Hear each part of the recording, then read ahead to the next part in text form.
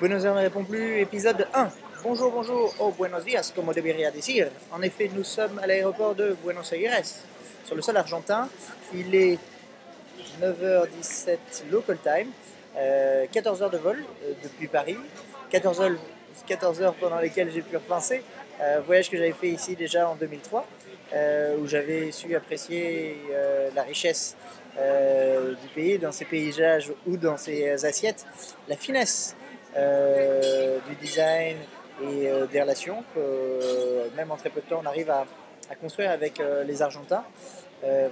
Et puis bien sûr le sens festif qu'ils ont pour étendre leur nuit jusqu'à l'aube.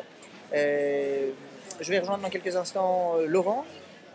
Nous partirons après quelques jours à Buenos Aires vers Salta, puis Uyuni, puis La Paz. Bref, traverser le sol argentin jusqu'à la Bolivie par le nord-ouest. Que dire d'autre? Oui, 14 heures de vol pendant lesquelles j'ai vu quelques films. Un extrait de 6 milliards d'autres de Yann Arthus Bertrand sur la thématique ici, là-bas. Les départs plus ou moins longs, les départs de vie, et finalement pour recréer un chez-soi, un lieu où on aime être. Je me demande, après ce petit voyage de 15 jours, avec quoi je repartirai de mon sac à dos pour reprendre ma vie parisienne.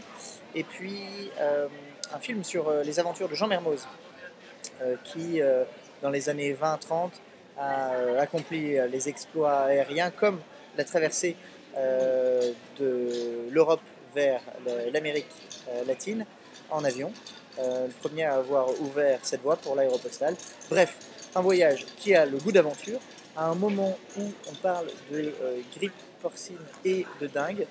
Je pense tout particulièrement à Pierre-Dominique, Isabelle, Mélinda, Leïla, Emmanuel et le docteur Eline Caspi qui m'ont donné plein de recommandations avant que je prenne la route pour slalomer entre les crises paniques que ce genre d'événement peut provoquer. A tout de suite pour sortir de l'aéroport et pour voir d'autres paysages que ceci. A tout de suite. Salut Laurent. Buenos dias. Bon dia. Bon dia. Non, bon dia, c'était quand on était au Brésil, maintenant on dit buenos dias. Buenos dias. Ça fait combien de temps que tu es en Argentine, Laurent? 15 jours, à peu près 15 jours. 15 jours, et alors tu as visité, de... là on est à Buenos Aires, tu as fait un peu de Buenos Aires, tu as fait... Un peu de Buenos Aires, un peu de Patagonie, au top, très nature, très reposant. Non. Pas de pêche, mais j'ai vu des animaux marins. Ouais. Comme des baleines? Il y a tout ça. Pas les baleines, des orques. Des orques, c'est gros aussi. Des orques, voilà. Les glaciers d'El Calafate, au top. Calafate.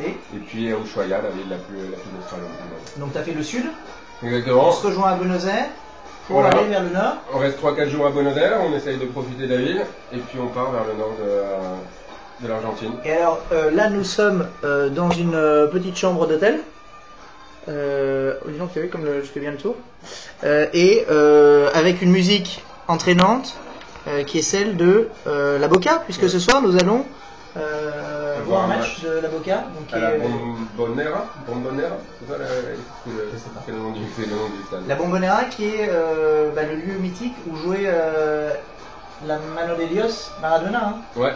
Ok. T'as préparé. Et donc l'équipe de la Boca Junior joue un match contre une équipe vénézuélienne. On verra ce que ça donne. Ok. Bon. Et là on part déjeuner pour Palermo Hierro.